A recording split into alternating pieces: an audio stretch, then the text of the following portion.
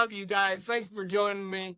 You're my only audience. I appreciate you for coming and joining me, supporting me on Rock Bottoms Up. Tonight's guest is yours truly, aka the one and only who doesn't know how to run technology. Your boy, Chad Sommer, all social media platforms.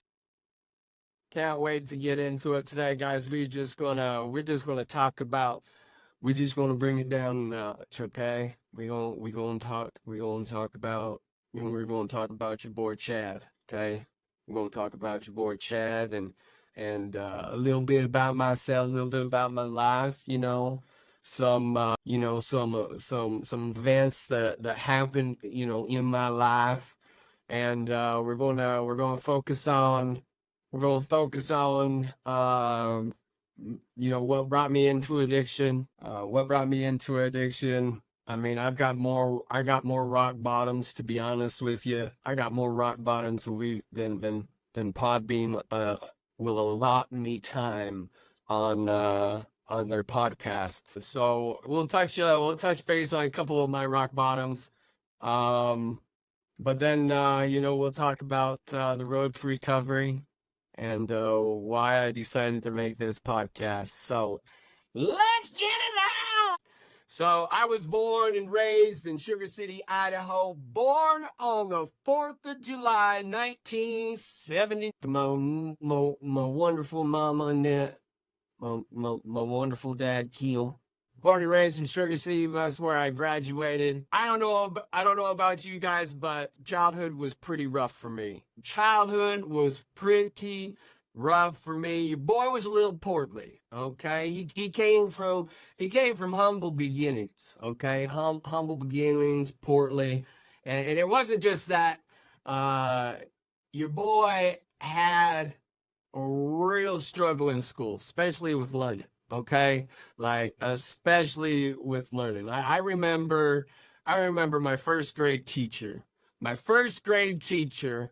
Like I was so far behind in her class that I would have to stay out after school, and like I was the only student. It wasn't like, oh, we've got several kids, that need a little bit of help. No, it's just me and the teacher. And I specifically remember one time, I mean, she was even using blocks. That's how far she had to dumb it down to try to get me to help me understand what she was trying to teach me, right? I mean, we've got the circles and the squares and the stuff. And I remember, I don't know, teacher, I don't know, and I don't know how to do this. And she looked at me, she's like, are you stupid? And then I mean, this is first grade, and I'm thinking to myself, well, I don't know, teacher. I mean, like you're the adult. I mean, you're the teacher. You probably know more than me. I mean, I'm assuming that what you're saying is that you're calling me down. Perfect. I mean, that's how we started school. I mean, my first grade teacher asking me if I was stupid. And it didn't get better better after that. School was definitely hard. I mean, I graduated with a 2.01. Can I get an amen? Anybody out there? Any of you guys, if you drop in the comments, struggled in school. If you struggled in school like I did, I mean, I really struggled in school. Like they would get going, and then like I could never catch up because I never got the first part, so I was always behind. So, growing up in Sugar City, I grew up with religion in the house. I grew up with Jesus, grew up with Jesus in the life. So grateful for my Savior. Sugar City was just small town, not a big town, a farmer town. I mean, in high school, we were called the Sugar Salem Diggers. The Sugar Salem Diggers. Okay. I don't know if you know what a digger is, but it's a piece of machinery that helps harvest potatoes. I don't know like what faculty got together and they're like, hey guys, you know what? If we get a mascot, that could be a liability. We don't want any liabilities. So why don't we come up with a mascot that we could just what we could do is we just paint a symbol of it, on our school, and there's no liability. We don't have to have a mascot that get hurt. I don't know. I have no idea to this day why they decided to call us the Sugar Salem Diggers, but they did. They did. So yeah, school was hard. Lived in a very religious community growing up. Again, come from humble beginnings. School was extremely hard for me. Tough learning in school. Little portly, just a little portly Chad, little husky. Like Cartman says on South Park, I'm not fat, I'm big boned. So, I got picked on a lot. Like in school, I got picked on a lot. Always got picked on. And it's okay because you know what it developed is it developed the personality in me. I got so sick and tired of being picked on. I just started learning what they made fun of me about, and then when they tried to make fun of me, I'd start making fun of myself. I'd be like, I'm like, that's all you got? One of my favorite things to do is just make people laugh and listen and listen. Now I don't have to make, I've grown up to now. I don't have to make fun of myself as much. I can just be funny and have fun I enjoy that. I enjoy that. But one thing, like Rock Bottoms Up is all about addiction recovery, and we're not just focusing on drugs and alcohol, which I can speak on. There's a lot of addictions out there. It was the summer before eighth grade. The summer before eighth grade, I was playing church baseball, and I specifically remember this guy hitting it out in the field. I think I was on first base. And did I tell you I was portly? Okay, I was a big boy growing up. So here I am, first base. This kid cracks it out in the outfield, and your boy, he is going. I am running full steam like they just said that the buffet just opened, and it's come one, come all, first come, first serve. And I was off and running, and I just kept hearing them screaming, "Go home, go home." So so here I am, just about ready. Like at this point, I'm rounding third and I am sucking wind, right? I am sucking wind. And here I come into home plate. And everybody's screaming, "Get down, the ball's coming, get down, slide." So I slid with my foot first, and somehow my foot got stuck in a rut, and pop, broke my hip. And I did. Hey, listen, it's just me. I was safe, so everybody knows. But at that moment, I broke my hip, and I had my friends come. They had to come, uh, pick me up. Off the ground, and I remember just having this weird feeling going on in that hip. I'm like, ooh, I must have done something to that because that's painful. That's really painful. Ended up going playing left field, finished the game. Come to find out a few years later, I broke my hip. But what happened is with your hip, you got your femur, and then you have the ball that goes into your hip socket. Well, that ball completely broke off, and my femur went up and rested on my pelvic. So here I am, right about ready to enter eighth grade, and obviously in extreme pain. Extreme pain. Um, what happened is I didn't go to the doctor. We kind of went to a chiropractor. So for let's see, I got my hip fixed my freshman year around November. So I spent almost a year and a half walking on a broken hip. And I can personally reflect on it how painful it was. Like, I don't know if you guys have ever experienced like extreme physical pain. And it wasn't just that it was extreme physical pain. It was the fact that there was no resolution. I couldn't get the help that I needed, to help relieve me from what I was going on, for what was going on in my life. So, we'd go to a chiropractor, and for quite some time, this chiropractor would take his thumb and he would stick it in that ball socket where the hip joint was, and he would stick his thumb and grind his thumb in that ball socket where that broken bone was, and just grind it. And I remember several occasions where my dad had to hold me down, because I was screaming so much. And like I said, I was religious. We were going to the chiropractor.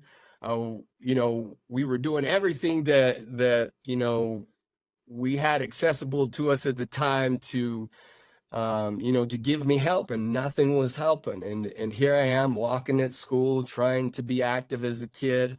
And I can't really describe to you how much physical pain that I was going through at the time. If you guys out there have been through physical pain and nothing was helping, and you were just sitting there and suffering, because what a horrible place to be in, sitting there suffering. My parents were doing what they could. I was looking up to my parents, like, these are my parents, like, they're doing everything they can, and I'm going to the chiropractor. I'm not getting any help. So, like I said, religious boy. I just remember countless hours as a kid just on my knees praying to God. God, please, please help me. I am suffering. I am suffering day in and day out just to walk from class to class. It was painful, and there was no explanation for it. And so mentally, I was just, I was at my breaking point. Physically, I'd get sick to my stomach, because I'd feel that bone grind on bone, and I would get so nauseous at school. And so I was at a very, very vulnerable place in my life, very vulnerable place in my life, because I was not getting any relief or whatsoever. Here I am. There's a new kid that just moved into town, and your boy friended him, and he asked me. He's like, "Hey, why don't you come over to my house and have a sleepover?" I'm like, "Yeah, yeah, sure, why not?"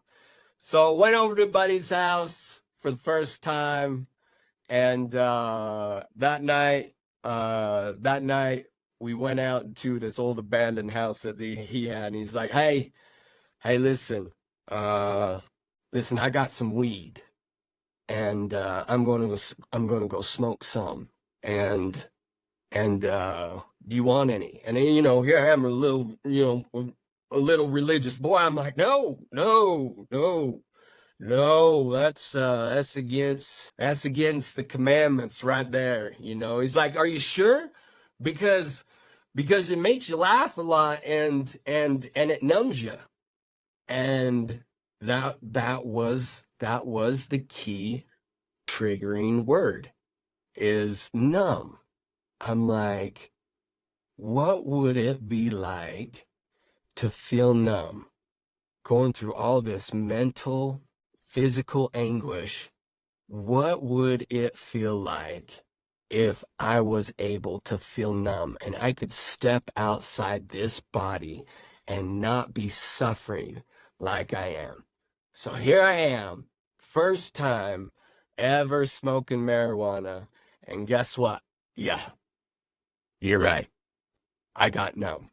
And for the first time in at least several months, the first time in several months, I didn't feel physical pain. You know, in fact, I wasn't mentally suffering. I didn't have to worry about getting off of the couch and walking to the restroom and how bad it hurt. I thought it was, I honestly, I thought marijuana was literally, I'm not even joking with you. I literally thought marijuana was God, like answering my prayer. Like, I'm not even joking. That's really how I felt. I thought God literally brought marijuana into my life because he heard my prayer. And I finally got freedom. I finally got freedom. And so as it went on, marijuana, alcohol there in high school. Later on, we would end up getting to a medical doctor. Medical doctor was able to put two pins back into my hip. Uh, because the way my hip was broken, I was an inch and a half short on my left side, and the orthopedic surgeon told me at the time, he was like, "Yeah, you're about to turn 15. You're young. That leg's going to catch up." Well, guess what? It didn't catch up, and it caused more physical pain down the road. But I mean, as I continued with drugs and alcohol, that's kind of where my addiction really began. And it was, I mean, what turned into, a weekend thing, became an everyday thing. And like I said, like I was religious, and obviously I wasn't going to tell my parents. I mean, I mean, I go to church every day, and they would sit and tell me how bad, these things were. But I'm like, are you guys crazy? Have you guys ever really actually tried marijuana? Like, it makes you laugh, it makes you numb. Like, I didn't get it. So here I am with my church, preparing to go on to a mission. In fact, I got my mission call, and was about to take this next step on serving a mission for my church. And I remember going to that meeting. And like I said, nobody knew. Nobody in my family knew. None of my close friends knew. This is something that I kept very secret in my life. And so, I'd have interviews with my bishop. I would go in, see my bishop, and he'd ask me, "You having problems with this?" No problems whatsoever. It's working just fine in my mind. I'd say working just fine. So as I'm about to ready to leave for my mission, um, I had one more interview with a head guy, right? The One of the big boys, right? So I got into that interview and sat down, did they had a series of questions on, you know, they asked, am I checking my boxes? Am I doing this and that? And of course, I've been lying since I was 13. And of course, I said I was living right. And he stopped and he's like, "Hey, Chad, we actually got three witnesses that have come to us and said that you're actually using drugs and partying." And I remember looking at him, and I mean, I've lied so much, so many times. I looked at him, I'm like, "No, I don't know why they would say that. That's crazy. I mean, why would they say such a thing? I have no idea." Anyways, ended up finally, after all these years of lying, finally broke down and said, yeah, I have been drinking and partying. How many of you out there remember your first time where you got to eat humble pie? This was my first big meal of humble pie. Because after that interview, he told me I have to go to my bishop, tell him what happened. And it wasn't just that. I had to go home and face my parents to let them know that their son isn't going to South Carolina on a mission. No, he's not. In fact, he's he's been doing drugs, and they're going to make me wait to go on my mission. So I remember oh man, like, again, like I said, I can remember this day so clearly, because I was driving around that town like, what am I going to say? So anyways, got home, told mom and dad. Of course they were broken up, because I got my mission call, had my family come over to celebrate that I was going to South Carolina, Charleston, on the mission. Everybody's, so happy and proud, and hit my mom and dad in the face that their son has been lying to them this whole entire time, and that he had a drug and alcohol problem. And then after that, got to sit down with my bishop and got to tell him that I had been lying straight to his face this whole entire time. That point, I'll never forget the disappointment that I seen in my mom and dad's eyes. How hard it was to swallow that and come out and first admit that I had been an addict for this long, and that I'd been lying right under their nose the whole entire time. You would think that that would be the moment, right? Like, I wish I could tell you guys right now, at 18, this is it. This is where I rose above it, like, finally I ate my humble pie, and I was able to turn my life around and became president of the United States. Well, that's not this kid's story. That's not this kid's story. In fact, you think after going through something like that, that would have been enough to get a lot of people out there probably to change their life. Not me. No, not at all. In fact, I went back to my bishop, said, hey, we're cleaning up. Muscle memory is a bugger. Muscle memory is a bugger. Be careful the company you keep. Because if you stick around the places that you have been, the people you have been with that are still using, and you're trying to get sober, and you can get sober, you are a stronger man and woman than I am. That to me was one of the biggest mistakes that I made, is not making those better decisions. So if you're out there right now and if you're seeking recovery, let me tell you, I mean, if you're trying to get sober and you're still hanging out with the friends that are still doing the drugs or the alcohol or the A, B, and C's, and you're still doing the same routine, it's just that you're not using, I mean, it's just plans for disaster. It really is. It's just, you are not setting a plan to succeed at all.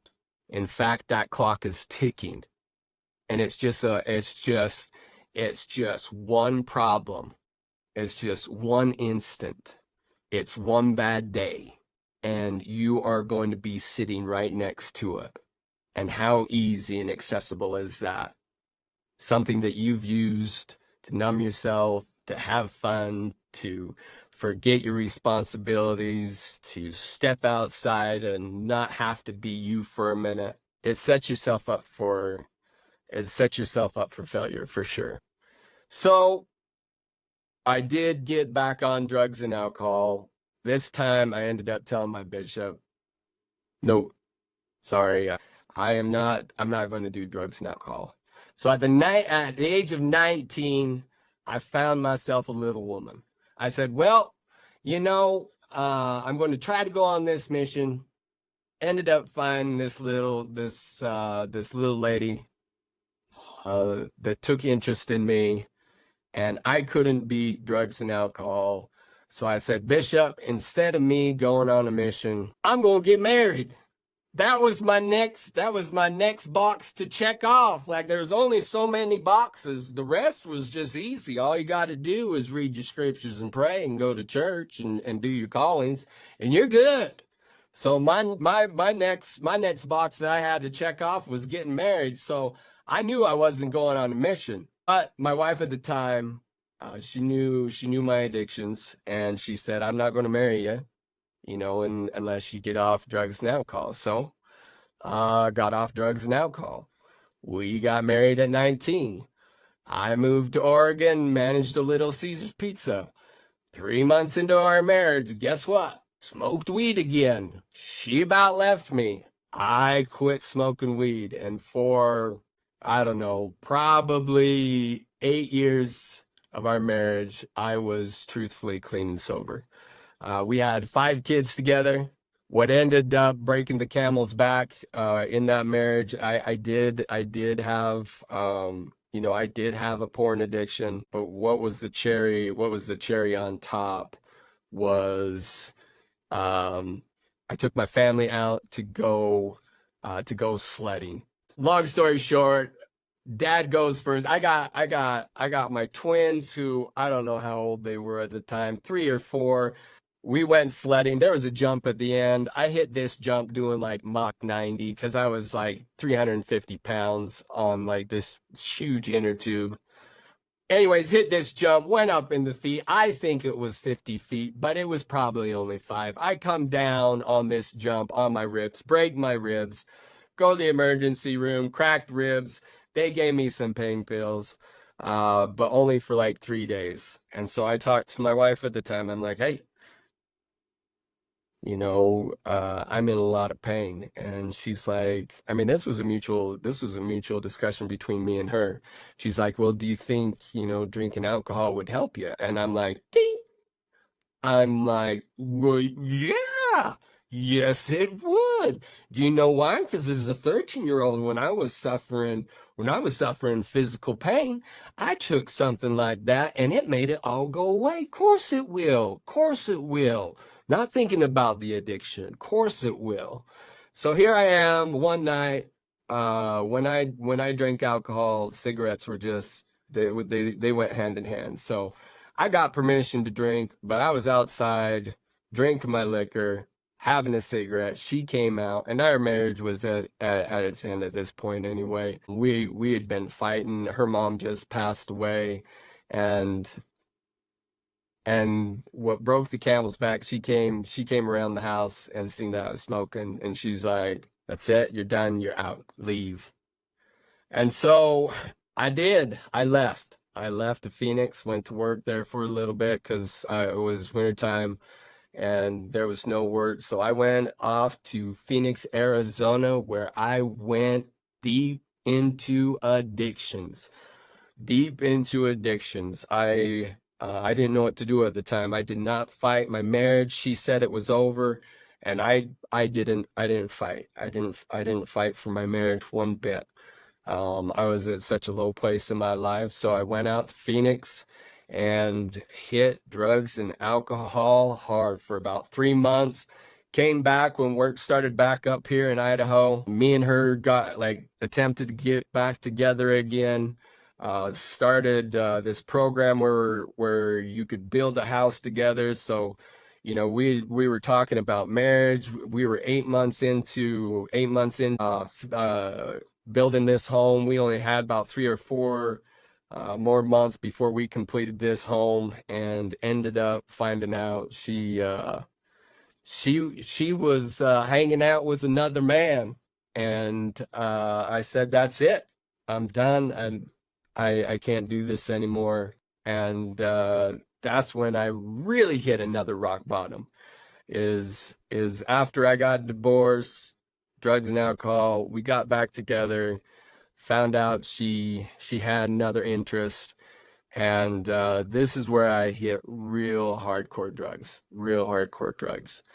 Because in my life, I was told like you've got these boxes to check, and didn't go on a mission, got married, and thought we'd live happily ever after, and everything was set, heaven was good. And then when that failed, it's like I had nothing left. I had no more boxes to check. And I gave up on myself. It was some of the darkest times. I'll be honest with you guys. I still to this day have nightmares surrounding that time. Not only were there years of me being an absentee father, the person who I was completely changed. Growing up as a kid, I always had empathy and sympathy because I watched myself get picked on. That's the last thing I wanted to have to sit back and watch is some kid getting picked on. So I learned empathy and sympathy for others at a young age, and I lost that all to hardcore drugs. I lost all my empathy, all my sympathy, and I turned into somebody who I never want to see again. And I spent that way for a long time. I spent that way for a long time. Again, like I only would get my kids every other weekend, so 6 days out of a month.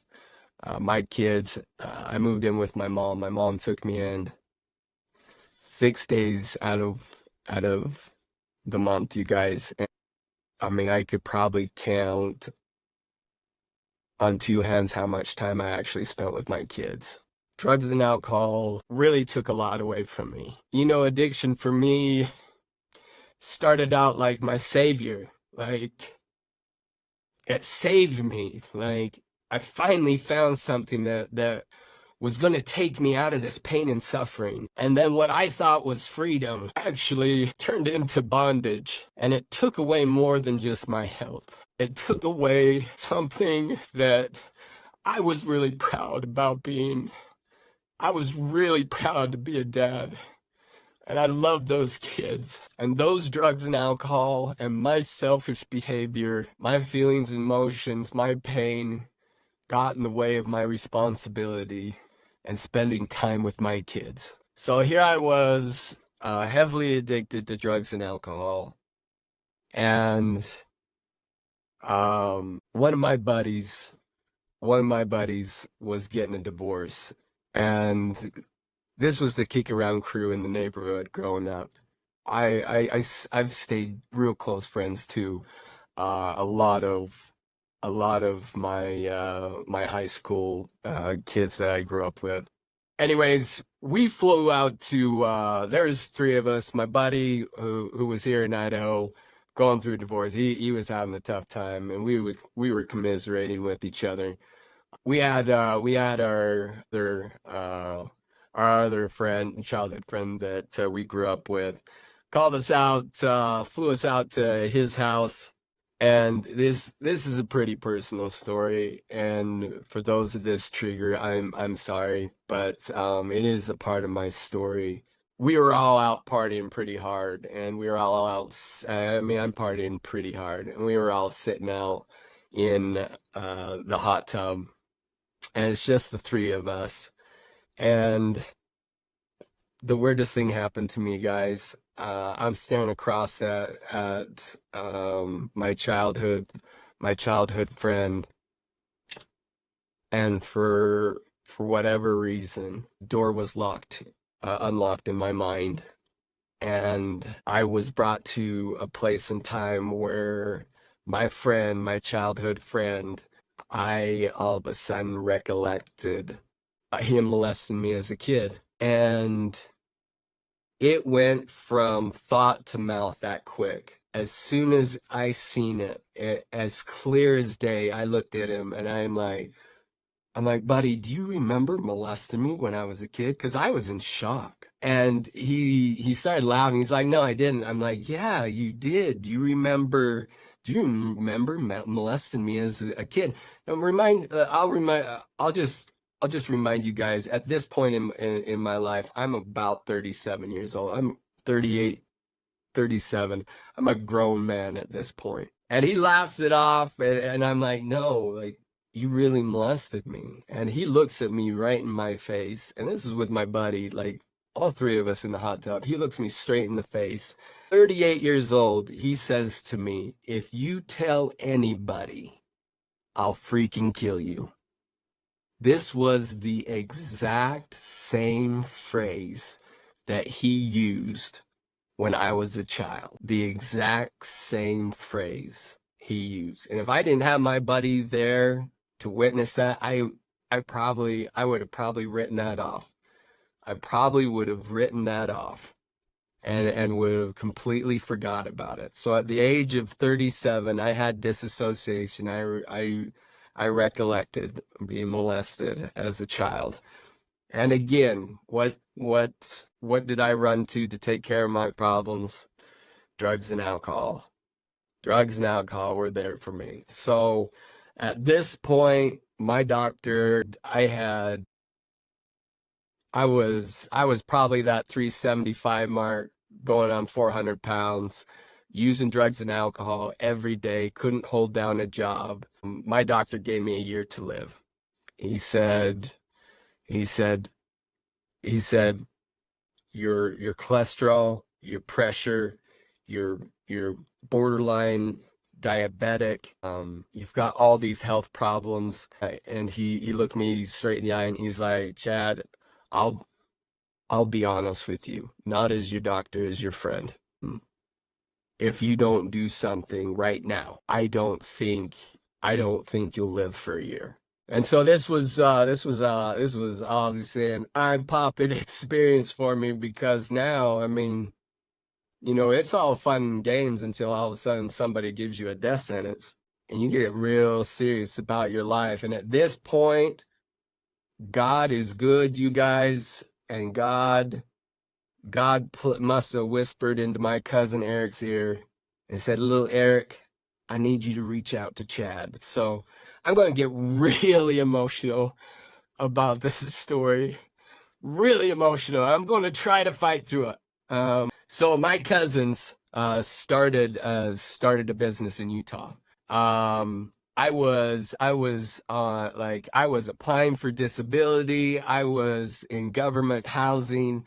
I was sitting in a recliner, staring at a blank white wall, doing everything that I could to do drugs and alcohol, selling everything I could to do drugs and alcohol. I wasn't taking care of my hygiene. I had completely given up on myself. And then I get this call from my cousin, and he's like, Chad, I just started this company and we could really use you. And I'm like, I thought this was a joke. At this point, I'm 400 pounds, heavily addicted to drugs and alcohol. At this point, my hip was so inflamed with arthritis, I couldn't even walk. And so my cousin knew I was suffering, and he took it upon himself to reach out to me and to help me out. So I lived in Idaho, he was in Utah. So this cousin of mine would actually give me gas money to drive clear to Utah. They finished cement, so they would take grinders and they would grind down the cement and they'd put epoxy on it, or they would just polish it. And guys, for what my cousin paid me, he could have paid 2 workers who had been in the industry working, that had experience, who could work 1,000 times harder than me. He could have paid those employees, but instead he answered my prayers and he did something for me that I couldn't do. He gave me a job. He showed that I had worth. He showed that I had value. He showed me love without condition. And that was a stepping stone for me, you guys. That love that he showed me and pouring into me was the beginning of my road to actually wanting to get sober. So I'm just like snotting it up over here, tears. It's like I'm leaking everywhere. I'm going to need a shower after this. I apologize. So so he poured into me and he got me motivated. He's like, you got to get off the drugs and alcohol, Chad.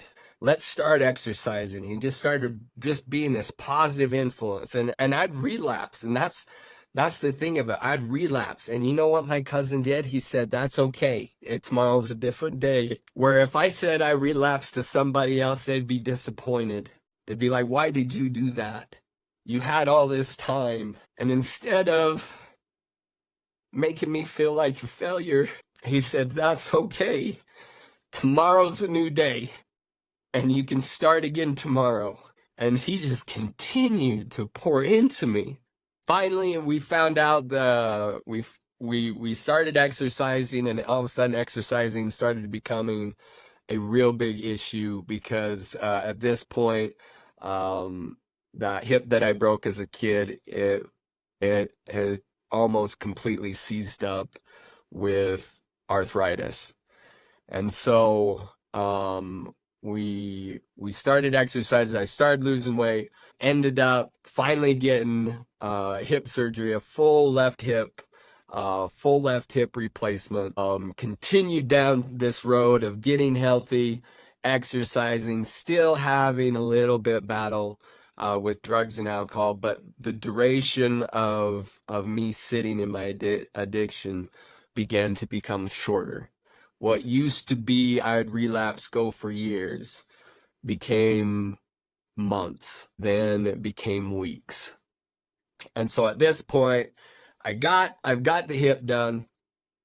And like I said, still having issues with drugs and alcohol.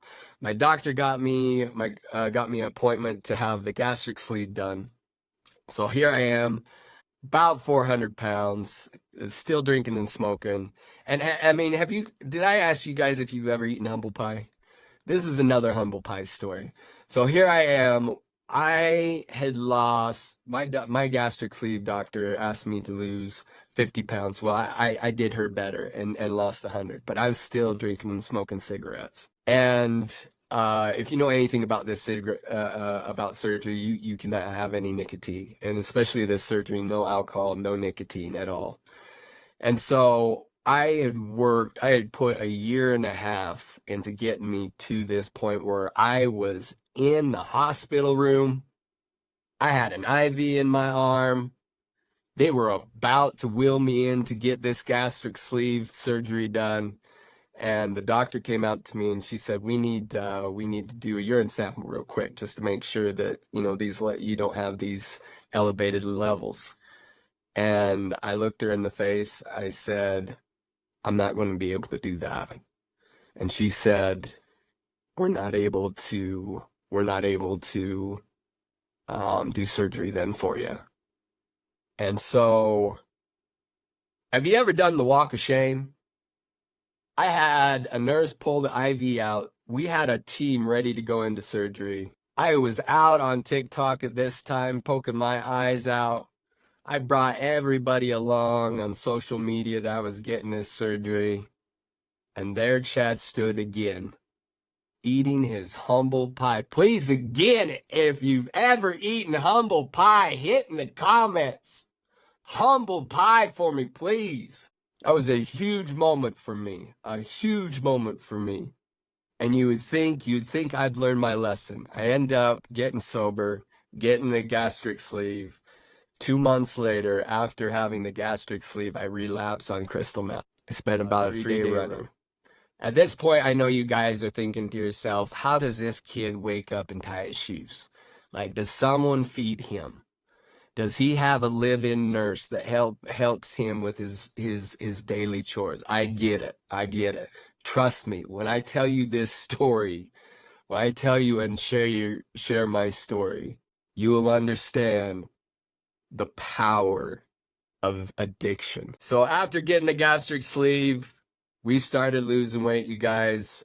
I finally did it. After that little crystal meth incident, that's when it finally kicked in. Okay, Chad, God has given you this opportunity now to really seize your life, to really take control of your life. Here it is. Let's go. So I did. I was successful on TikTok.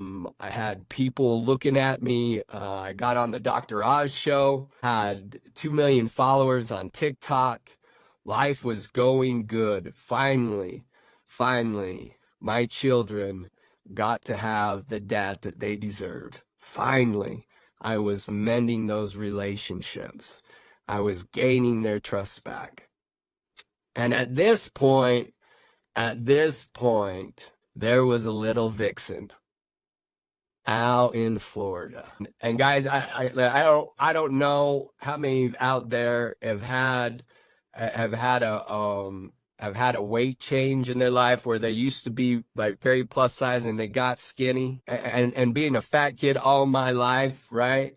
And really not having anybody of the opposite sex look my way. And all of a sudden, finally, your boy lost some weight. Your boy got some attention. He got a lot of attention. But thank God, God is good, and I didn't take advantage of that situation. And this little woman stole my heart out in Florida. She was from Idaho. Her sister got a hold of me, said, "Hey, I got this sister. You should contact her." Well, ends up this little vixen in Florida contacts me, and right off the bat, I remember our first conversation. You know how you just get those feelings sometimes where you're just like, this feels so familiar. This feels so right. Guys, if you've ever had that experience, would you please tap in the chat? Feels right. Have you ever had a moment where you were talking to somebody, or you got a phone call, or you were in a grocery store, or with a parent, or out fishing, or on a plane, in a boat, wherever you were, all of a sudden you were just able to sit back and like, this is familiar. Like, I know this before. This is familiar. There's something about this that I resonate with. This feels like home. And that's how our first conversation went. So we began to continue to talk, and I just fell in love with this girl. In fact, just a few months later, I ended up flying out to Florida and proposing to her. And so we were just doing the FaceTime. And by the way, anybody out there start a relationship just doing the FaceTime? Anybody out there? If so, would you drop in the chat? Would you drop in the chat FaceTime? Because that's how we started our relationship. And we talked like literally 6-8 hours a day, nonstop. So I ended up flying out there. And what was supposed to be only being there for 2 weeks, I ended up staying a month and a half. And I left there and I came home, and she had made plans to get back to Idaho. Idaho, obviously, where my family was. So she had a home out there in Florida, kids in school. And so my plan is that we would get out there, we would get things in order for her to sell her house, and that we would get back to Idaho. And so that's what I did. And this was a really big decision for me, because at this point I had just mended relationships with my children. I just barely mended relationships with my children.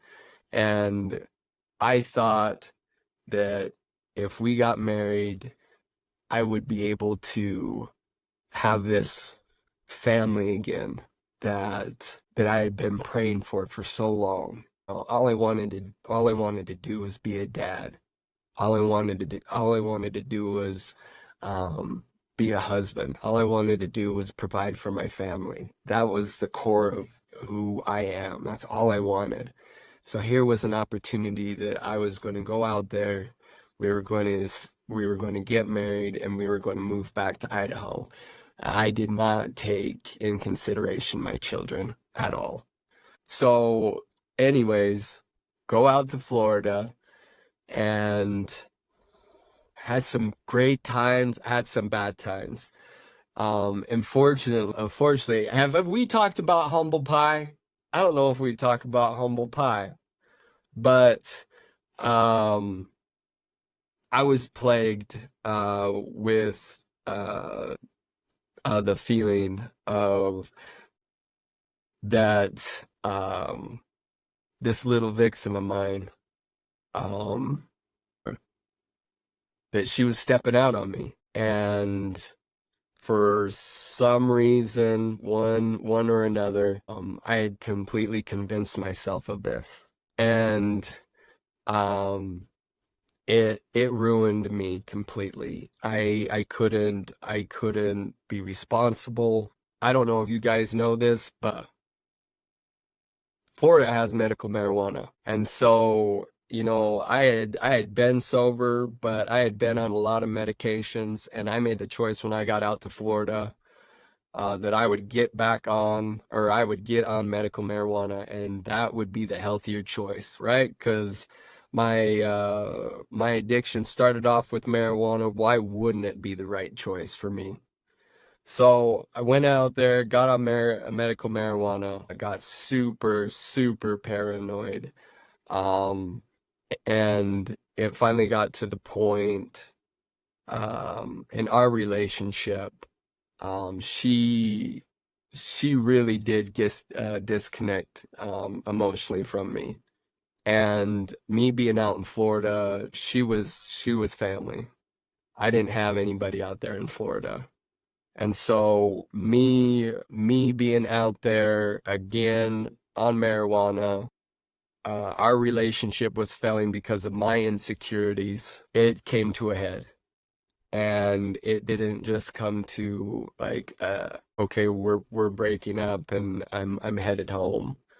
I said I was done. I gathered all my things that day. This happened pretty quick. I gathered all my things that day, loaded them up in the car, and here I just spent, you know, being a father figure to, what was for her three kids. I built strong relationships with. I had enough, and this was the lowest point that I have ever been in my entire life. Because when I went out there, like I said, I didn't take in consideration my children.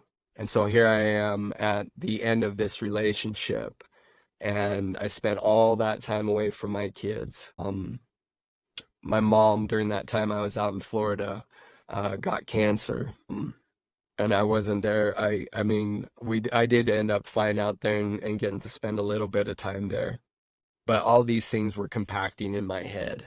What a loser I was. Everything that I gave up for this relationship, and I failed, and I failed miserably.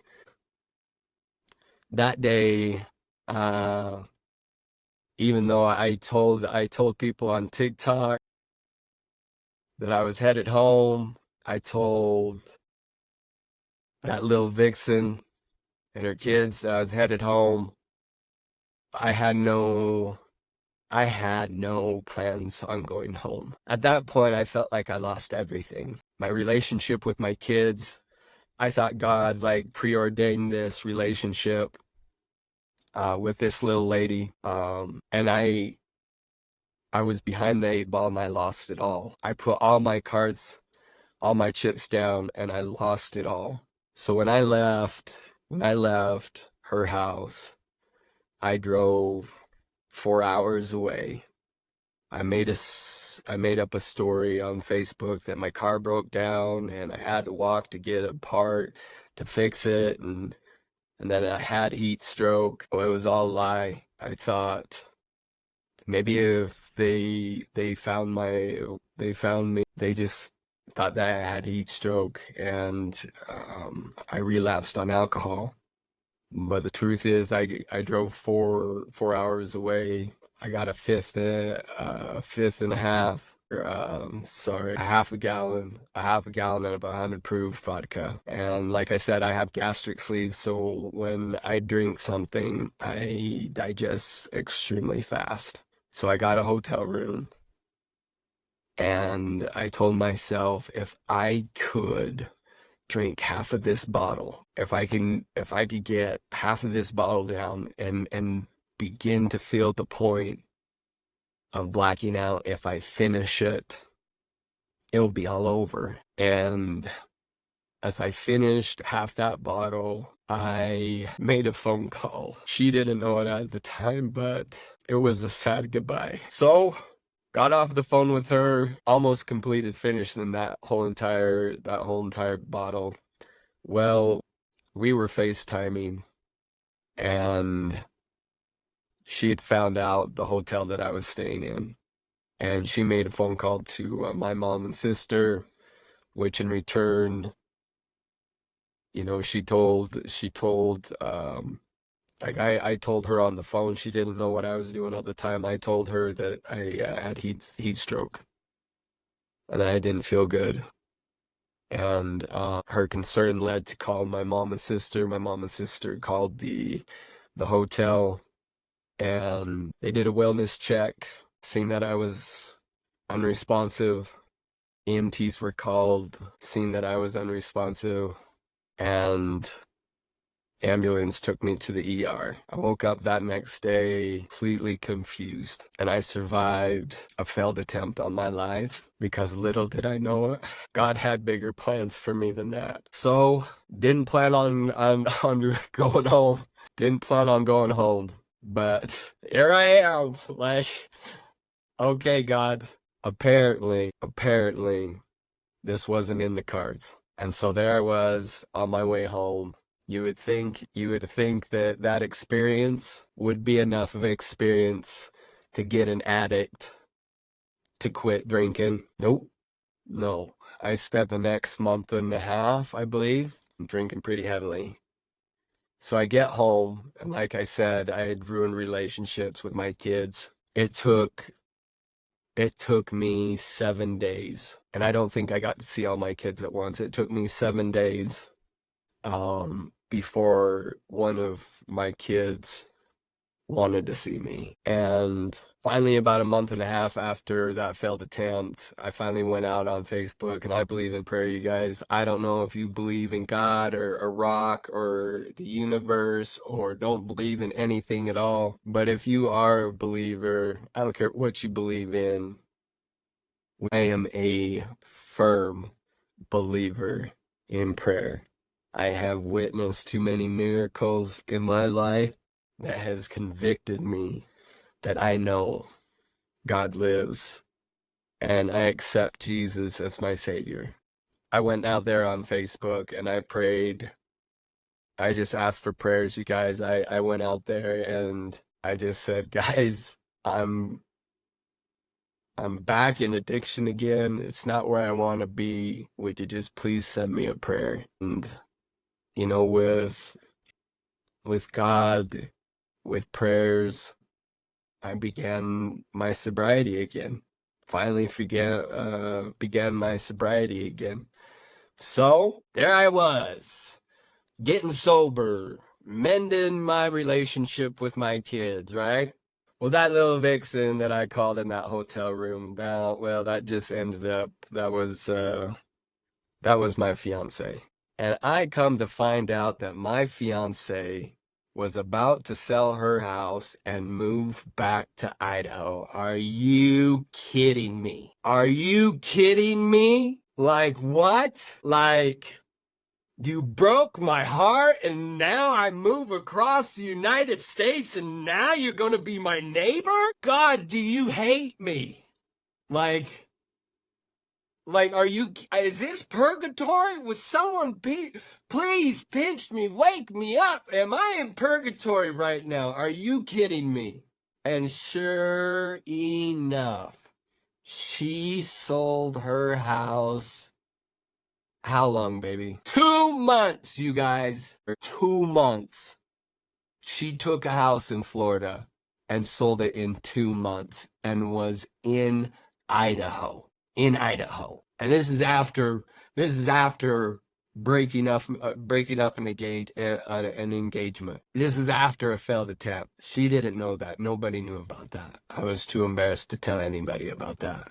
So here she comes back into Idaho. And oh my gosh, guys, I mean, the place I live in isn't big, okay? It's not big. The place I live in isn't big, but I started running into this woman. I kid you not. I remember my cousin Eric. I maybe just tuning in. My cousin Eric. He's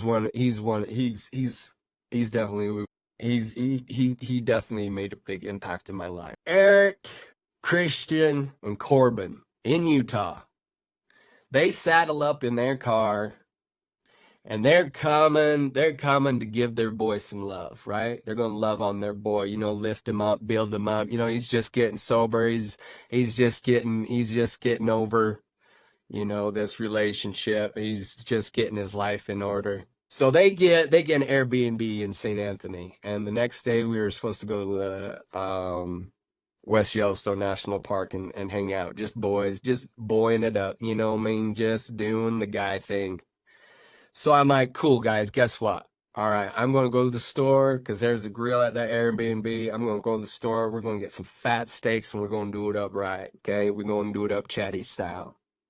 All right, I'm going to chatify the heck out of this meal. We're going to eat a good meal, okay? It'll be like our last meal, okay? You know what I mean? We're going to enjoy ourselves. So here my happy-go-lucky buddy is going into Walmart with my shopping cart. No worries in the world. My boys are coming. I'm going to cook them a freaking feast. I walk in about 20 feet, and I turn to go down the aisle by the cash registers, and I seen my ex-fiance. I kid you not. And I was like, God, are you kidding me right now? I literally have my boys coming to Utah to help me get over this woman. And here I am getting excited about the comings of the days and the eatings and the feastings and the Yellowstone and the park and the buffalo. And I turned around and there she was. There she was. I couldn't believe it. My heart sunk. I got triggered, got all depressed, got sad. I'm like, God, listen, I don't know what I did into the premortal world. I don't know what I did to offend you there, God. I'm not sure, but I'm sorry. And I will spend the rest of my life, God, saying how sorry I am and serving you. If you would just do me this one favor and allow me to heal and get over this woman. Would you do me that favor, God? Great weekend with the boys, by the way. Amazing meal, by the way. Absolutely amazing. The story goes down a little bit further. Me and Shauna, we end up getting back together a little bit for a small time, and it just didn't feel right to me. Something wasn't right yet. Something wasn't right yet. So we got back together for a good hot second, and then we broke it up again. And here I am, we just made that reconnection again. As I was trying to get over her, here I go back, trying to get back with her, realizing the time it wasn't right. It wasn't right at that time. End up getting back with her, breaking it off again. Still sober, by the way, you guys. Still sober. And just trying to move on with my life, just trying to move on with my life. Guys, God is so good. God is so good. Man, don't spend your life trying to figure it out. Right? Don't try to sit there and try to figure out. Just be faithful and just realize in the end it's all for your good. Just show up each day. Do the best you can. That's all you can do. Just do the best you can. Just show up each day. God's got you. You can't see it sometimes, but it all ends up being for your greater good. Sometimes lessons aren't easy. In fact, some of the best lessons I've ever learned have literally almost taken my life. Literally has caused me the most pain and suffering that in this body of flesh I have ever been through. And I'm grateful for them because they've shaped the man I am today. So a few months later after we break up, and like at this point, we had our last discussion. I'm like, finally, this is it. We have definitely parted ways. I felt a good break there. I think she sent me an email of such sort, and it's just like, okay, she's finally like, she's moving on. I'm moving on. Clean break, feels good. And then all of a sudden, my mom, oh my God, I don't even want to start with my mom. My mom had been talking to Shauna this whole entire time, you guys. That's a story for another day. My mom had been talking to Shauna this whole entire time. Well, guess what? My mom actually, this is a true story. My mom actually said, "Have you talked to Shauna lately?" No, Mom. No, I haven't talked to Shauna. And she's like, "Well, she's going down to Mexico and getting stomach surgery." And what a turn of events. I'm like, something kind of hit me in the face a little bit. I'm like, well, good for her. Good for her. She's moving on and you know, I hope things go well. But all of a sudden I started getting sick to my stomach, you guys. Like sick to my stomach. And it wasn't like, oh, it wasn't like, oh, this girl, she's going to get this stomach surgery and she's going to turn into this little 104-pound girl and she'd be all sexy and having all the men want her. It wasn't that. It wasn't that. I got sick to my stomach. I got really sick to my stomach. And what came over me is something's wrong. Something's not right. Something about this surgery, like I got afraid. Like I literally started feeling extreme fear for her. Like extreme fear for her, which was out of the ordinary because I've just spent the last how many months, 7 months, trying to forget her completely, trying to hate and be angry at her and cuss her and tell her that she's the reason of all my problems because I can't face responsibility. I got sick, and guys, I had done everything I could to stay away from her, and I don't know what came over me. I was afraid for her. I knew, well, matter of fact, something wrong was going to happen. And I just had to reach out to her. And I mean, if you would have told me that 2 days earlier, prior to me feeling that, sitting in that chair in my bedroom, I would have slapped you right in the mouth. I would have disowned you. I would have spat in your face, and I don't spit. But there I was, and guys, the spirit came over me, and I felt so like, it felt like it was my duty. I had to reach out to her. Like, I had to reach out to her. And I ended up texting her.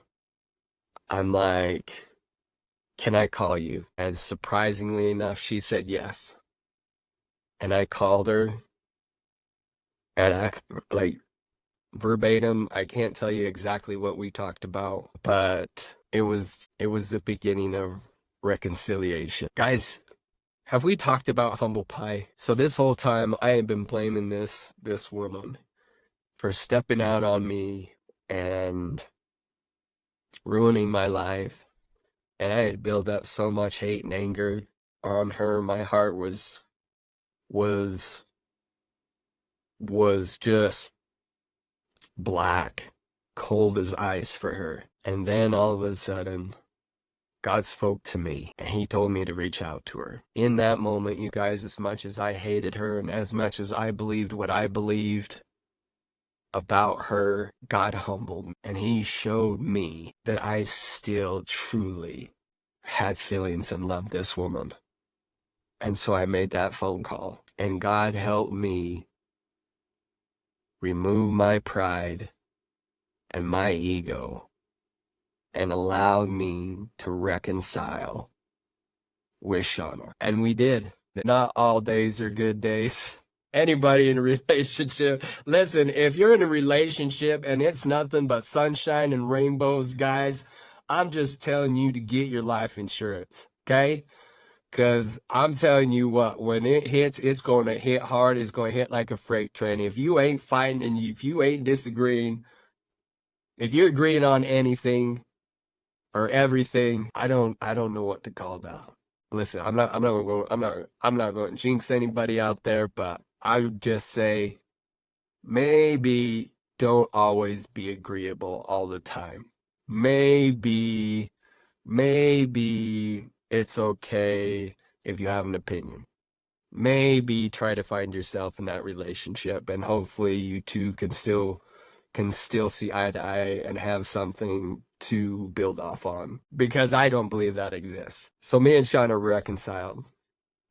And this leads me to my last rock bottom. So there we were, right? Your boy's been 9 months sober, right? 9 months sober. And it just so happened that what I consider my stepdaughter um, couldn't make it on a Carnival cruise. Shauna was taking the kids for the end of the school year. She was taking them to Mexico, and just so happened that our stepdaughter wasn't able to make it. And guess who gets to come? Yeah, your boy Chad does. Your boy Chad gets to come. And so there I was in Mexico, right? And just 2 weeks prior, I think 2 weeks or maybe a month, just 2 weeks, 1 month earlier, before I headed off to Mexico, guys, me and her went out to True Choice Wars. I don't know if you know about it, but it's a foundation out there that helps families, helps them during the holidays and beyond. They put on a show for social media, for social media stars who are making an impact in on social media. And we went out there to Vegas, guys. Vegas. I've been to Vegas probably like, I don't know, 12, 13 times. Every time it wasn't sober. First time being sober in Vegas, right? And I mean, I'm with some very socially popular people on the internet, some pretty big names, and they're all enjoying themselves. The drinks, like we would go to these parties. The drinks were free. We had, cocktails, waitresses just putting shots in your face. Couldn't care less about drinking. Couldn't care less about drinking. You guys, 9 months sober. I'm going strong. Toot, life's going good. God gave me back my baby girl. Life is good. And then that quick. We were on a little boat headed out to a private island. And guess what? Well, out of nowhere, your boy decides to drink. And this little excursion, it's not just one drink. No, no, no. This is bottomless drinks, you guys. Bottomless. Did I ever tell you guys I'm an addict? Okay, because if I don't, I just want you to know I'm an addict. Okay, so here we are. I mean, guys, this is the boat. All right, this is the small boat that gets you to the island. Before I got to the island, you guys, I had already had 6 drinks in me. That's before the party even began, right? And as soon as we get to the island, there's delicious food, but there is a bar on every little corner, walk, hike in this little wilderness area that you through. Guys, I don't even know how much I had to drink. But your boy got drunk, and guess what popped up? Oh, a little bit of that Florida started coming to the surface. And you know what? He hadn't really worked through all of them yet, Hadn't worked through all of them yet. So there it began. I started being a little disgruntled, I started being a little prick to Shauna and showing a side that not many people have seen before.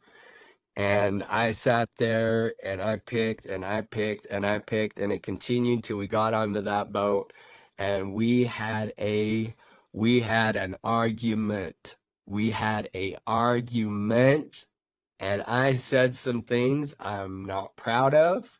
And she was like, "Get out. I can't take this. My son's here. I mean, you're out of control." So, out in the ocean, in Mexico, gather my things up in my little suitcase, head on to the front desk, because now I got to find a place to stay.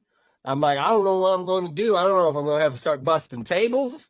You know what I mean? If they need a lifeguard, I don't know CPR, but I could do a lifeguard. I didn't know what I was going to do.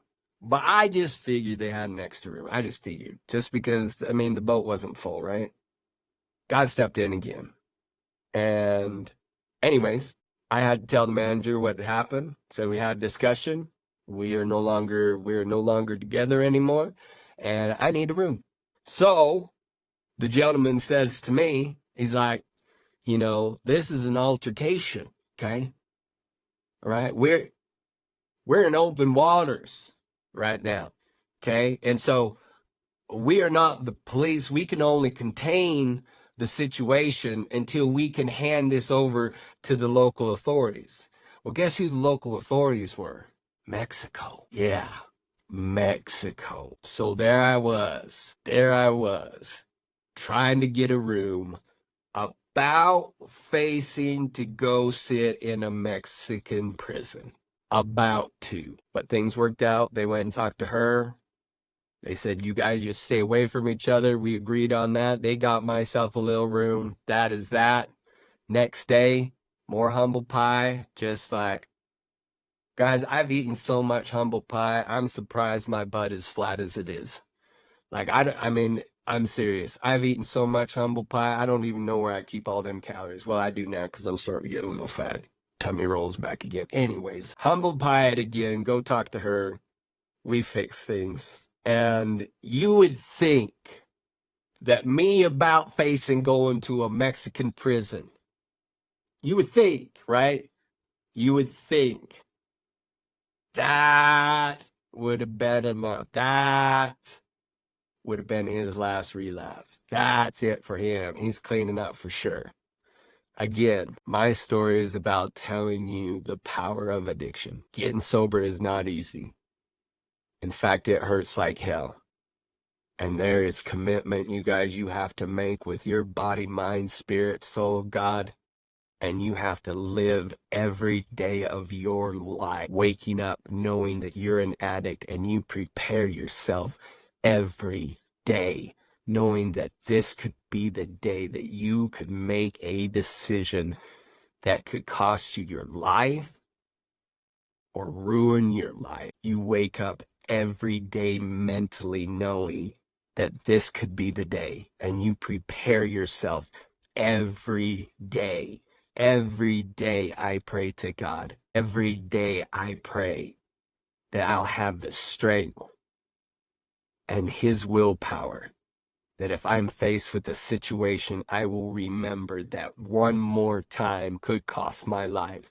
One more time could cost my family. One more time ruin everything that brings me joy in this life. So you would think about going to a Mexican's prison, I would have had enough. No. There we were in the airport, about ready to fly back to Idaho.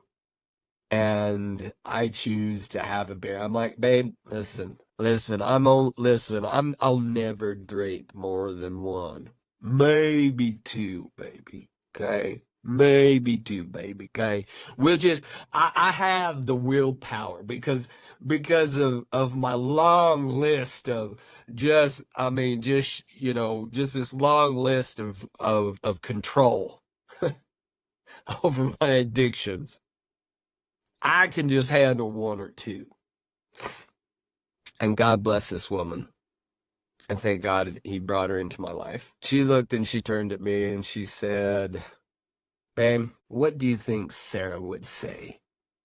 And Sarah was my therapist. And you know, the little child that always wants to get what he wants, he doesn't care what he has to do to get it. Sat there, he's like, I'm sure she'd be fine. Yeah, she'd be fine. Yeah, I'm sure she'd be fine. And then slowly it kicked in. Oh, Chad, who are you kidding? Of course, your therapist is not going to say it's going to be fine. So, with the support of my wife, I got my butt back to my therapist, and I told my therapist, guys, and this is the first step in your choice of making that choice to start recovery and being sober again, is admitting you're an addict. There I was in Sarah's office. I told her what had happened. I said, I don't get it, Sarah. I just don't get it. Just a little bit ago, Sarah. Just a little bit ago, Sarah. I was in Vegas for the first time. I mean, I've done drugs and alcohol every time I went to Vegas. Sarah, 12 times. And then this time I didn't want it. I didn't even need it. Couldn't care less, Sarah. But then in Mexico, without even thinking, I started drinking again like it was like I've been drinking my whole life. And she looked at me and she said, Chad, what did you do to prepare yourself for Mexico? And I was so stumped. I'm like, well, Sarah, I bought sunscreen. I packed my own suitcase. I brought my toothbrush.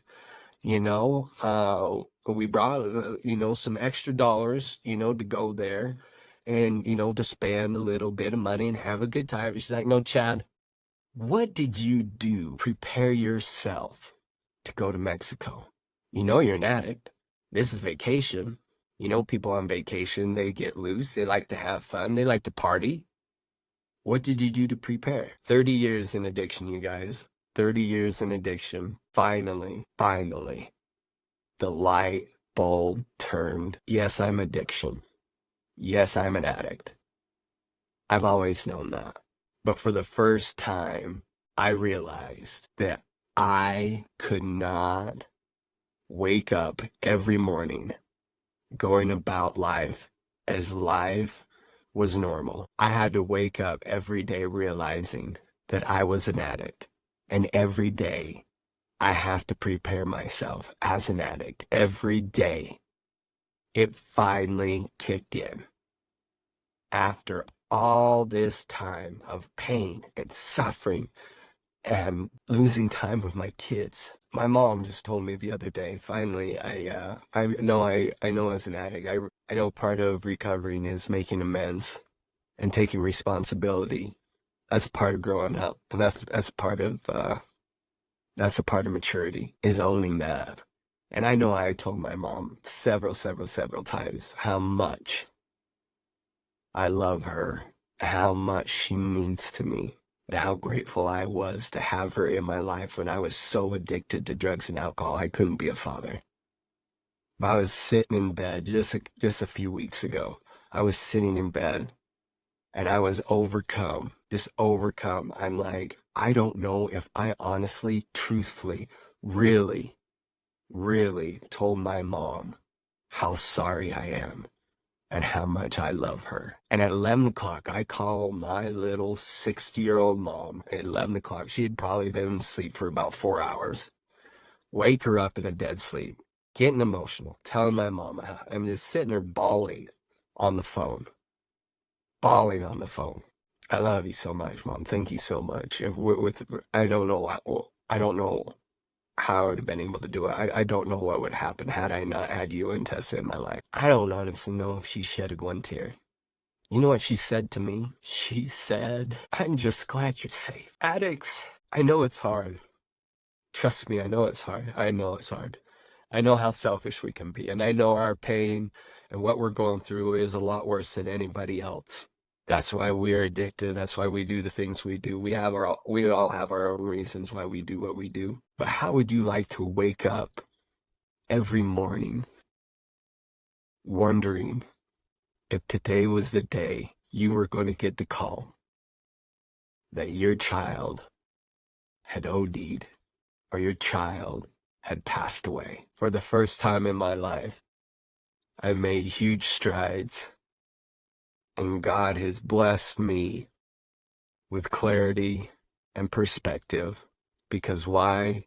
Because I finally made a choice that I know in my life, not one more time, not for any reason, doesn't matter what happens, doesn't matter what I'm going through, doesn't matter how much pain I'm suffering, doesn't matter if I lose my job or someone passes away or whatever's coming our way and there's no way out, not one more time, never again. No excuses. I'm old enough now. I've learned enough now. It's finally come around. Not even once.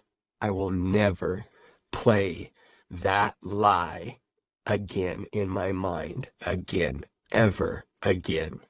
Not one more time. Guys, I just celebrated 10 months of sobriety, and life is good. For the first time in my life, I can honestly say I'm proud of myself. I love who I am. I'm thankful for today. I'm thankful God gave me another day. I'm thankful to be sober today. I'm thankful for the clarity that I have today. I'm thankful that I'm present. It doesn't matter how hard it is or whatever's going on in my life or how bad the day is. I'm thankful that I'm present. I'm thankful that I get to show up and buck up and face it and be responsible and be mature and be the father that my children deserve and the husband my wife deserves. I'm grateful that I get to do that today. I know I'm crying, guys, but these are happy tears. Because today I celebrate. Today I celebrate my freedom. I celebrate the love God has for me and what He has brought back into my life as I continued to work, to strive, to sacrifice, to make amends, to overcome, to show up every day. I am grateful what He has given me, and it's more than I deserve. But God will give you grace. You just gotta meet Him halfway. He never left me. I always left Him. He's been there the whole time. And so I praise Him. I give great thanks to Him. That's it, you guys. I mean, I know you're just like, hey, listen, Tom, I don't honestly, listen, all I heard today was some kid that just never learned his lesson. Like all I heard from all the stories was he never learned his lesson, and I barely heard that because he was boobing so much. I could barely understand what he was saying. Actually, I didn't even know this was an English channel. I thought it was Dutch or Portuguese. I thought you were on the AM radio. Guys, thank you for joining me, supporting me, allowing me to share my story with you guys. Addiction is not easy. It's one of the hardest things I've had to overcome in this life. Now all I want to do is I want to bring on people like-minded like me who has been convicted not one more time. I just want to share their story because this story that I gave you, it may have impacted an addict out there. It may have been able to give somebody perspective and help them change the way they think and maybe drive them in a different direction that will change the trajectory of their life. But I could have somebody say the exact same story, the exact way that I said it, and my story is going to resonate and change somebody's life and reach somebody. And the same person that says the exact same thing as me is going to reach people that I'll never be able to reach. And that's why I started this podcast, is because I want to share stories of rock bottoms. It doesn't matter how many times you've hit rock bottom. It doesn't matter what you're going through right now in your life. Somebody's been there. And if I could bring that person on to show you that you are not alone and that there is hope and you can have faith and you can get clean and you can get help and you can change your life, that's what I'm going to keep doing. I know that through our stories, we are going to find that person out there who right now is alone, who feels like nobody understands. I want to reach you because guess what? I know what giving up looks like. I know what giving up on your life looks like. When you feel all alone, when you feel like nobody understands what you're going through, when you feel like you're going crazy and you lost everything and you can't get it back and it's not worth trying because you know you're just going to fail anyways. You're not alone. And I know you can do it because I've been there. I've done that. But it starts with a choice. And I know it's hard to find love. I know it's hard to find faith. I know it's hard to grasp on something that's going to get you through the day. Well, this is the part in your story. This is the part in your story where the true hero story begins. You are the one that holds the pen to your diary. Don't end it like that. Stand up. Be the hero that you are. Face your life. Face the things that you've done. Take control and live the life that God has given you and fulfill the purpose that He has given you. It's through these trials that make us stronger. And someday you're going to be able to give the chance to tell your story to somebody that may save literally somebody's life. And that came with some sacrifice, didn't it? That came with some pain. That came with some bad days. That came with some lost time with your family. That came from losing your job, losing your wife, losing everything that you have, living on the streets, being homeless. It's time now to be the hero. It's time now you get to start living. And it's right there. And it starts with one thing. Now, one more time. Trust me. I'm going to bring more people on here that are going to say the exact same thing. We're going to continue to reach you until you believe in yourself that you can do it. You don't need anything. You just need to believe in yourself. Pray as though everything depends on God, but wake up and work as though everything depends on you. One day at a time. Sometimes it's 1 second at a time, 1 minute at a time, 1 hour at a time, 1 day at a time. We got this, you guys. We do. And we will continue to find people that will help tell their stories, encourage others, do the exact same thing. Hey guys, before I leave, thank you again for listening to this boob. Thank you for allowing me to tell my story.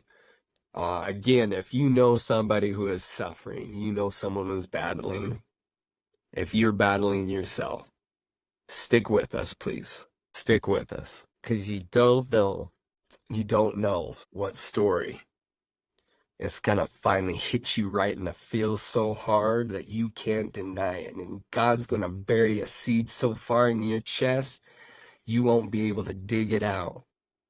And eventually, slowly but surely, that seed's going to grow. You're going to finally realize that your problems aren't bigger than anybody else's and that you can overcome hard things. You're going to turn into being the man and the woman that you either once was or always prayed to be. Love you guys. Thank you so much for listening again, guys. First episode of Rock Bottoms Up. Come on now. I mean, it didn't come easy. It's just like the story of my life, baby. Nothing's easy. But gosh dang it if it ain't worth it. And we will learn through our trials. God, I know that to be true. You have told me 1,000 times before. And I'm going to continue to step up. I'm going to continue to do what I need to do. Work, put my best foot forward, and continue to grow through my trials. Listen, I just wanted, again, you might not be battling drugs and alcohol. Maybe you're battling something else. Or maybe you know somebody, family member, friend, brother, sister, mom, dad. I know it's hard. I know it's hard to tip around an addict. I know I've been one.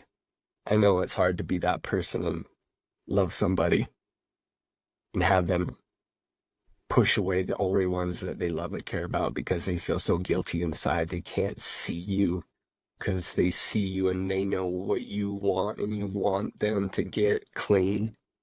And that's the only thing that is helping them deal with the pain and suffering that they're dealing with. So they push away the ones that they love the most, the ones who are going to be there for them when no one else will. That's what an addict does. Guilt and shame, embarrassment. You might know somebody, maybe you don't. If you do, listen, I've got a little free gift that I put together. It's just my own, it's just what I've gathered in my experience that's worked for me. It's just my 5 steps to sobriety. I labeled it Rock Bottom's Enough 5-step program. It's not really a program, it's just 5 steps that I've picked up through all the addiction recovery places, all the therapy that I've been through. Just 5 steps. I want to give that away as a free gift tonight, you guys. So you know somebody who could use it. Go to my website at rockbottomsup.com. That is ROCK rock bottoms BOTTOMSUP.com and get your free gift from your boy. You're not alone. You suffering out there, you're not alone. I know you think that money's going to help you and help your situation out, and if you would have done this, if you'd have done that, things would have been better. Well, guess what? That's not your situation. What you got right now is you got a choice. You got a choice to make. Not one more time. You got this. We got this. One day at a time. Guys, I hope you hit that subscribe, guys. We're going to be doing this once a week, like I said. Whether we talking about drugs or alcohol, we talking about Little Sue. I'll save that story for another day. Little Sue. Little Sue is addicted to chocolate, and I was probably about 10 days off of meth and heroin. I went to an addiction recovery center, and here I am looking at this little lady and thinking like this lady's going to get up and play a little chime on the organ. That's what she's going to do. I know Sue isn't addicted to anything. Sue isn't addicted to anything. And she got up and she told me she told the group she was addicted to chocolate. I about fell out of my chair, ma'am. I'm like, ma'am, what happened? Hey, ma'am, like, this is me in my head. Ma'am, what happens? What happens if you ate a whole bag of Hershey Kisses, huh? Is that going to be it? Because I've got friends dying right now off of fentanyl. You know what I mean? Their relapse right now is going to take their life. But you relapsing on what, 2 pounds of chocolate and maybe make yourself sick, maybe puke a little bit, huh, Sue? Huh, Sue? Huh? Huh? That's an addiction, Sue. But as God entered in my mind that day, God told me and He showed me the road, the blueprint of addiction. Now, I made fun of Sue for having an addiction to chocolate. That made me laugh. But then all of a sudden God showed me the blueprint, the shame, the guilt, the secret hiding, the uncontrollable desire, the fiending, not having control, giving in to your desires, giving in to what you want. Therein lied a blueprint of addiction. Therein lied self-soothing. Therein lied the vicious circle of addiction, lowering one's self-esteem, the battle to feel self-worth. That day I connected with a little lady addicted to chocolate. And I felt for her. We all have our own struggles. We all have our own battles, guys. Please do not forget, guys, share rockbottomsup.com with somebody. Get them that free gift. Get that free gift, you guys. We're going to try. Hey, listen, I mean, hey, one down, you guys. One down. All right? One down. I just hope, gosh, this gets easier, And again, thank you for your love and support. If you're out there battling, my prayers with you, brother and sister. Hold on one more day. Wake up. Hold on one more day, please. Please hold on one more day. God's coming. You just gotta meet him halfway. Make a choice. Not one more time. The road's not gonna be easy and it's gonna hurt like hell. And you're gonna have to face yourself in ways you've ran from. Years. But you got this. And you're gonna be a freaking hero. Write that hero's journey. Share it with others. Help save other people's lives. This is your boy, Chad Sommer, the crazy eye guy, signing off on Rock Bottoms Up. First episode, everybody. Thanks for being a part of my history. Thanks for being a part of my life. We will catch you next Monday at 7 p.m. Mountain Standard Time. Guys, have a good night. Love you. That's a wrap.